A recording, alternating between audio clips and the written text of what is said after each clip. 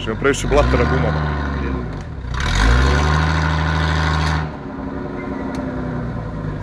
Da bude to ovaj dogadu. Dobro.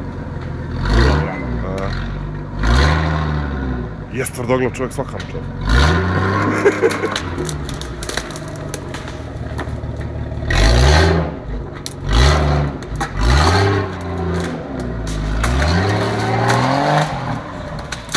Sunce ti je.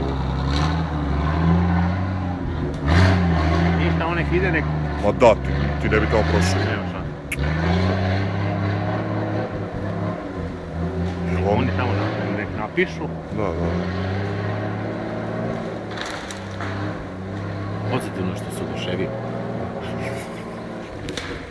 Ali faca njegova, kad je shvatio da je